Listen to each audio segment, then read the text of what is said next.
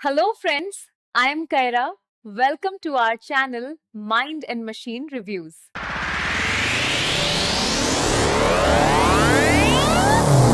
नमस्कार। आज हम हिंदी साहित्य के एक बहुत ही चर्चित और महत्वपूर्ण उपन्यास पर बात करने वाले हैं, धर्मवीर भारती का गुनाहों का देवता। हमारे पास ना इस उपन्यास की एक काफ़ी गहरी साहित्यिक समीक्षा है। उसने इसके कई पहलुओं को देखा है, कहानी है, किरदार हैं, उसकी जो भावनात्मक बुनावट है, और ये आज भी क्यों इतना अहम है। तो आज हमारी कोशिश यही रहेगी कि इस समीक्षा के जरिए उपन्यास के दिल तक पहुंचे, उसके सार को समझें। आप सोचिए, 1949 में ये किताब छपी थी और 2019 तक 100 से ज्यादा बार रीप्रिंट हो चुकी है। ये आंकड़ा ही अपने आप में बताता है कि यह सिर्फ एक कहानी नहीं है, ये हिंदी पढ़ने वालों के लिए एक तरह से सांस्कृतिक धरोहर बन गई है। तो चलिए देखते हैं समीक्षा में क्या क्या खास बातें निकल कर आई हैं। तो शुरुआत करते हैं कुछ बेसिक जानकारी से। उपन्यास का नाम गुनाहों का देवता, लेखक हैं धर्मवीर भारती। पहली बार छपा, जैसा मैंने कहा, 1949 में, और प्रकाशक हैं भारतीय ज्ञानपीठ। कहानी का जो समय है वो है आज़ादी के बिल्कुल बाद का इलाहाबाद, मतलब अब का प्रयागराज। और कहानी घूमती है उस वक्त के जो नौजवान थे, पढ़े लिखे, मध्यम वर्गीय, उनके आसपास। और ये जो इलाहाबाद का जिक्र आया ना, ये बहुत अहम है। समीक्षा इस बात पे काफी जोर देती है कि इलाहाबाद सिर्फ कहानी का एक बैकग्राउंड भर नहीं है, वो अपने आप में जैसे एक जीता जागता किरदार लगता है। समीक्षा में एक पाठक का अनुभव भी बताया गया है। वो कहते हैं, इलाहाबाद का जैसा वर्णन है ना, वो पढ़कर ऐसा लगता है मानो कोई सपने देखने वाला अपने शहर के नाम एक प्रेम पत्र लिख रहा हो। उस वर्णन में शहर की यादें हैं, एक खास माहौल है और एक ऐसा खिंचाव है जो समय के साथ कम नहीं होता। वाह, शहर एक किरदार की तरह। ये तो सुनने में बहुत दिलचस्प है। शहर की गलियां, उसका माहौल, सब कहानी का हिस्सा बन जाते होंगे फिर तो। अच्छा, अब किरदारों पर आते हैं। कौन है वो लोग जिनकी ये कहानी है? हाँ, तो मुख्य किरदारों में सबसे पहले हैं चंदर। चंदर एक नौजवान है, पढ़ा लिखा है, आदर्शवादी किस्म का है, लेकिन अनाथ है। उसके जीवन में एक बहुत महत्वपूर्ण व्यक्ति हैं डॉक्टर शुक्ला, जो उसके एक तरह से संरक्षक हैं। और डॉक्टर शुक्ला की बेटी हैं सुधा, जिससे चंदर मन ही मन बहुत मोहब्बत करता है, बेपनाह, लेकिन कह नहीं पाता। यहीं से कहानी का वो जो इमोशनल कोर है वो बनना शुरू होता है ना? बिल्कुल। चंदर और सुधा का रिश्ता ही असल में कहानी की धुरी है। इनके अलावा दो और महिला पात्र भी हैं, एक पम्मी और एक बिंटी। इनके साथ भी चंदर का एक अलग तरह का जुड़ाव बनता है जो कहानी को और परतें देता है। और डॉक्टर शुक्ला तो हैं ही, वो सुधा के पिता भी हैं और चंदर के लिए पिता जैसे भी हैं। तो उससे कहानी में एक नैतिक और सामाजिक दबाव वाला एंगल भी जुड़ जाता है। तो ये जो अनकहा प्यार है, आदर्शवाद है और सामाजिक बंधन, यहीं से कहानी की उलझनें शुरू होती हैं फिर। जी, चंदर सुधा से प्यार तो करता है, पर डॉक्टर शुक्ला के लिए जो इज्जत है मन में, और शायद समाज का भी डर है, वो उसे इजहार नहीं करने देता। हाँ, और समीक्षा इस बात को और बारीकी से देखती है। वो बताती है कि सिर्फ चंदर ही नहीं, सुधा भी चंदर को एक बहुत ऊंचे आसन पर बिठा देती है। उसे लगभग एक देवता की तरह पूजने लगती है। और ये जो देवता वाली छवि है ना, ये प्यार के इजहार में एक और दीवार खड़ी कर देती है। आप सोचिए, आप जिसे देवता मान रहे हो, उससे बराबरी का इंसानी प्यार का इजहार कैसे करेंगे? ये उस दौर की जो सामाजिक सोच थी, कर्तव्य का बोझ था, उसको दिखाता है, जहां प्रेम जैसी निजी भावना भी वो सामाजिक दायरों में कैद होकर रह जाती है। ये प्यार पवित्र है, बहुत ऊंचा है, पर जमीन पर नहीं उतर पा रहा है। ये तो बड़ी अजीब कश्मकश है। प्यार दोनों तरफ है, पर एक दूसरे को इतना ऊंचा मान लिया कि जाहिर करना ही मुश्किल हो गया। और फिर समीक्षा के अनुसार चंदर एक बहुत बड़ा और शायद विनाशकारी फैसला ले लेता है। हाँ, बिल्कुल, यही कहानी एक बहुत बड़ा मोड़ लेती है। अपने आदर्शवाद में और शायद परिस्थितियों के दबाव में आकर चंदर खुद सुधा को किसी और से शादी करने के लिए राजी कर लेता है, बल्कि लगभग मजबूर कर देता है। वो शायद यही सोचता है कि यही सुधा के लिए सही होगा, यही उसका कर्तव्य है। लेकिन ये फैसला उसके और सुधा दोनों के जीवन में एक त्रासदी की तरह आता है, उसकी शुरुआत बनता है। जाहिर है इसके बाद चंदर के मन पर बहुत भारी बोझ पड़ा होगा और गहरे पछतावे के अंधेरे में जैसे डूब जाता है। उसे लगता है जैसे उसने अपने प्यार का, अपनी आत्मा का सौदा कर लिया हो। और इस अंदरूनी खालीपन को भरने के लिए वो दूसरी महिलाओं, पम्मी और बिंटी, के साथ रिश्ते बनाने की कोशिश करता है, भावनात्मक भी और शायद जिस्मानी भी। पम्मी में उसे शायद एक आधुनिक स्वतंत्र स्त्री दिखती है, बिंटी में त्याग और समर्पण।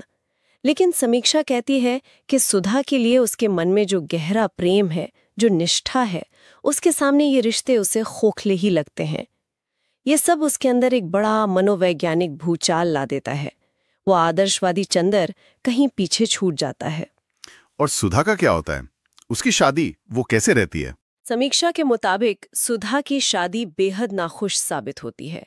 वो अंदर ही अंदर घुटती रहती है, उसका स्वास्थ्य गिरने लगता है। ये कहानी उस दौर की उन बहुत सी लड़कियों की कहानी जैसी लगती है जिनकी मर्जी के खिलाफ या सामाजिक दबाव में शादी कर दी जाती थी और अंत में सुधा की मृत्यु हो जाती है। समीक्षा इसे सामाजिक दबावों, भावनात्मक इनकार और शायद चंदर के उसे एक आदर्शवादी फैसले का बहुत ही दुखद नतीजा बताती है। ओह, ये तो बहुत ही दुखद अंत है। मतलब एक आदर्शवादी सोच ने ही जिंदगी तबाह कर दी। और चंदर, सुधा की मौत के बाद उसका क्या हुआ? सुधा की मौत चंदर को पूरी तरह तोड़ देती है। वो एकदम अकेला रह जाता है। समीक्षा कहती है कि उसकी आस्था, उसका दुनिया को देखने का नजरिया, उसकी वो मासूमियत, सब कुछ बिखर जाता है। वो जीता जागता इंसान तो रहता है, पर अंदर से शायद मर चुका होता है। ये सिर्फ एक प्रेम कहानी का दुखद अंत नहीं है। ये उस दौर के सामाजिक ताने बाने, उन बंधनों और उम्मीदों पर भी एक सवालिया निशान है, जो इंसानी भावनाओं को समझने में शायद नाकाम रहते हैं। सुनने में ही इतना भारीपन महसूस हो रहा है। चलिए, अब जरा रुक कर सोचते हैं कि इस कहानी के जरिए लेखक किन बड़े मुद्दों या थीम्स को उठा रहे हैं। समीक्षा में इस पर क्या कहा गया है? हाँ, तो सबसे बड़ा और सबसे साफ दिखने वाला जो द्वंद्व है, वो तो है प्यार बनाम कर्तव्य का। क्या व्यक्तिगत प्रेम की भावना हमेशा सामाजिक जिम्मेदारियों, पारिवारिक सम्मान और नैतिक आदर्शों के सामने हार मानने को मजबूर है? ये सवाल उपन्यास की रग रग में बसा हुआ है। चंदर और सुधा की कहानी इसी सवाल का एक दुखद जवाब देती हुई नजर आती है। और इसी से जुड़ा हुआ आदर्शवाद और यथार्थ का टकराव है ना। चंदर का जो आदर्शवाद है, जिसे सुधा देवता मानती है, वो जिंदगी की असलियत से, इंसानी कमजोरियों और फैसलों के कठोर नतीजों से टकराकर चूर चूर हो जाता है। यहां एक बड़ा सवाल उठता है, और समीक्षा भी शायद इसी ओर इशारा करती है कि क्या चंदर का ये अति आदर्शवाद, ये देवता बनने की कोशिश ही कहीं ना कहीं इस त्रासदी की जड़ थी? क्या जरूरत से ज्यादा आदर्शवादी होना भी खतरनाक हो सकता है? बिल्कुल, ये एक बहुत महत्वपूर्ण नुक्ता है, इस पर सोचना चाहिए। इसके अलावा महिलाओं की स्थिति भी एक अहम विषय उभर कर आता है। सुधा का किरदार दिखाता है कि कैसे उस वक्त की महिलाएं सामाजिक और पारिवारिक अपेक्षाओं के बोझ तले पिसती थीं, अपनी ख्वाहिशों का गला घोटने पर मजबूर थीं। दूसरी तरफ पम्मी और बिंटी के किरदार हैं। वो महिलाओं के अलग अलग रूपों और उनके संघर्षों को सामने लाते हैं। बिंटी में एक तरह का दृढ़ बलिदान दिखता है, तो पम्मी अपनी शर्तों पर जीना चाहती है। उसमें एक तरह की स्वतंत्रता की चाह है, भले ही वो अधूरी रह जाए। ये तीनों किरदार मिलकर उस दौर की स्त्री के जीवन की एक जटिल तस्वीर पेश करते हैं। और एक और बात जो बहुत उभर कर आ रही है, वो है अपराध बोध का गहरा एहसास। चंद्र का किरदार एक आदर्श, लगभग पवित्र प्रेमी से शुरू होकर एक अपराध बोध से ग्रस्त टूटे हुए इंसान तक का सफर तय करता है। ये दिखाता है कि हमारे फैसले, हमारी भावनाएं, खासकर अपराध बोध जैसी भारी भावना हमें किस हद तक बदल सकती है। ये कहानी का एक मजबूत मनोवैज्ञानिक पहलू है मेरे ख्याल से। हाँ, ये जो भावनात्मक सफर है ना चंदर का, यही शायद पाठकों को सबसे ज्यादा छूता है। अच्छा, अब जरा उपन्यास की उन खूबियों पर बात करते हैं जिनकी वजह से ये आज भी इतना पसंद किया जाता है। समीक्षा में सबसे ज्यादा तारीफ किस बात की हुई है? समीक्षा में धर्मवीर भारती जी की भाषा शैली की बहुत प्रशंसा की गई है। कहा गया है कि उनकी भाषा बहुत सरल है, रोजमर्रा की बोलचाल के करीब है, लेकिन उसमें एक अद्भुत लय है, एक काव्यात्मकता है। वो साधारण सी बातों में भी गहरे भावनात्मक रंग भर देते हैं। समीक्षा के अनुसार उनकी लेखनी यथार्थ और भावनाओं की जो महीन बुनावट है, उसको बड़ी खूबसूरती से पकड़ती है। ऐसा लगता है मानो वो शब्दों से चित्र बना रहे हों। यानी पढ़ने में आसान, पर असर में बहुत गहरा। और भावनात्मक असर की बात करें तो क्या कहती है समीक्षा? भावनात्मक असर तो जबरदस्त माना गया है। समीक्षा में कई पाठकों के अनुभवों का जिक्र है जो बताते हैं कि ये उपन्यास रूह को अंदर तक झिंझोड़ देता है। कई लोगों ने माना कि इसे पढ़ते हुए उनकी आंखें नम हो गईं, खासकर अंत के हिस्सों में। एक पाठक का कोट भी है समीक्षा में, ये उपन्यास दार्शनिक भी है और बेहद रोमांटिक भी। आखिर के कुछ पन्नों ने मुझे सचमुच रुला दिया। ये प्रतिक्रियाएं बताती हैं कि भारती जी भावनाओं को जगाने में कितने माहिर थे। ये कहानी सिर्फ दिमाग पर नहीं, दिल पर सीधा असर करती है। और सहायक किरदारों के बारे में क्या कहा गया है?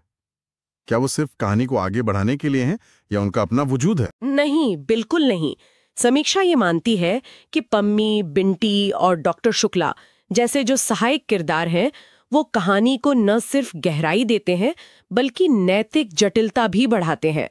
वो सिर्फ मुख्य किरदारों के इर्द गिर्द घूमने वाले सैटेलाइट नहीं है। उनके अपने द्वंद्व हैं, अपने दृष्टिकोण हैं। जैसे डॉक्टर शुक्ला का किरदार है, वो एक पिता भी हैं और चंदर के संरक्षक भी। उनके अंदर भी तो एक कश्मकश चलती रहती होगी। पम्मी और बिंटी के जरिए लेखक ने समाज और रिश्तों पर अलग-अलग नजरिए पेश किए हैं। ये तो हुई खूबियों की बात, लेकिन क्या समीक्षा में कुछ कमजोरियों या आलोचनाओं का भी जिक्र है? क्योंकि कोई भी रचना परफेक्ट तो नहीं होती। हाँ, बिल्कुल। समीक्षा कुछ आलोचनाओं को भी सामने रखती है। एक आम आलोचना ये है कि उपन्यास में कुछ पारंपरिक साहित्यिक ट्रोप्स, यानी कि जैसे घिसे पिटे फॉर्मूले कह सकते हैं, वो इस्तेमाल हुए हैं। जैसे महिला का त्याग और बलिदान दिखाना। आज के समय में कुछ पाठकों या आलोचकों को ये चीजें थोड़ी पुरानी या जरूरत से ज्यादा आदर्शवादी लग सकती हैं। उन्हें लग सकता है कि किरदारों को थोड़ा और यथार्थवादी होना चाहिए था। अच्छा, और किरदारों की भावनाओं को लेकर भी कुछ सवाल उठाए गए हैं, उनकी प्रेरणाओं को लेकर। हाँ, कुछ आलोचकों का ऐसा मानना है कि कभी-कभी किरदारों की जो भावनात्मक प्रेरणाएं हैं, मतलब वो कोई काम क्यों कर रहे हैं, वो थोड़ी सतही लगती हैं। ऐसा महसूस होता है कि कहानी बाहरी घटनाओं और संयोगों पर ज्यादा निर्भर करती है, बजाय किरदारों के अंदर चलने वाले गहरे मनोवैज्ञानिक संघर्ष या उनकी जटिल सोच के। यानी क्या हुआ पर ज्यादा जोर है, क्यों हुआ की गहराई शायद कहीं-कहीं कम लगती है। ऐसा कुछ आलोचकों का मत है। और पाठकों की प्रतिक्रियाएं भी हमेशा एक जैसी नहीं रही, सबको एक जैसा पसंद नहीं आया ये। सही कहा। समीक्षा ये भी बताती है कि जहां लाखों पाठक इसे एक बेहद मार्मिक और अविस्मरणीय अनुभव मानते हैं, वहीं कुछ पाठक ऐसे भी हैं जो शायद इसकी भावनात्मक अतिरेकता या आदर्शवाद से उतना जुड़ाव महसूस नहीं कर पाते। कुछ को ये कहानी जरूरत से ज्यादा भावुक या दुखद लग सकती है। तो जाहिर है पसंद नापसंद व्यक्तिगत भी होती है। इन आलोचनाओं के बावजूद समीक्षा का अंतिम निचोड़ क्या है? उपन्यास को किस तरह से देखा गया ओवरऑल? देखिए, कुल मिलाकर समीक्षा का नजरिया काफी सकारात्मक है। इसे 5 में से 4 की रेटिंग दी गई है, जो काफी अच्छी मानी जाती है। इसे प्रेम, नैतिकता, आदर्शों और सामाजिक टकराव की ऐसी कहानी माना गया है जो समय के साथ पुरानी नहीं पड़ी है। एक तरह से टाइमलेस कहानी, एक कालातीत गाथा। तो मतलब समीक्षा ये मानती है कि इसकी जो भावनात्मक शक्ति है, भारतीय समाज से इसका जो जुड़ाव है और भारती जी की जो लिखने की कला है, वो इसे आधुनिक हिंदी साहित्य का एक जरूरी हिस्सा बनाते हैं। इसमें कोई शक नहीं है। बिल्कुल, समीक्षा का निष्कर्ष यही है।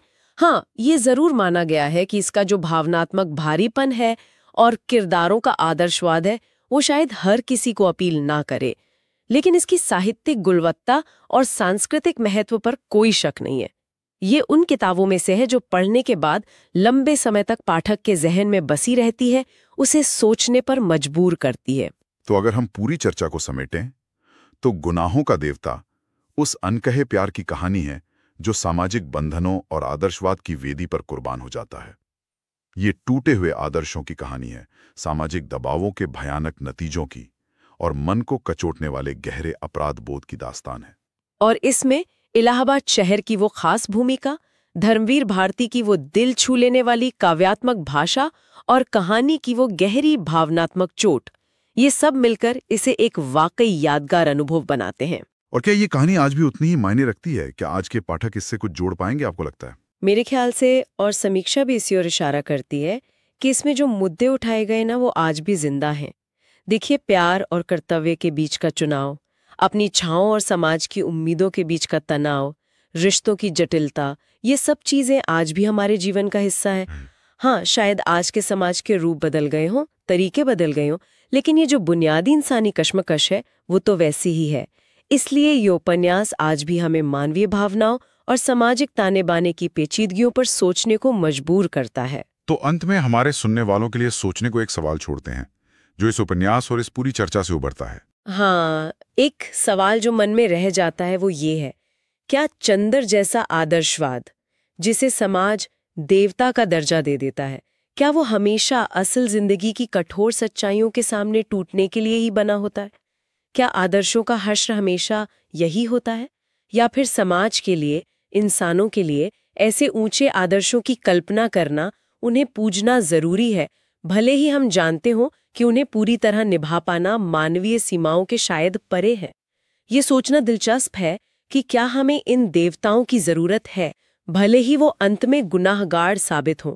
इस पर पाठक अपनी सोच बना सकते हैं।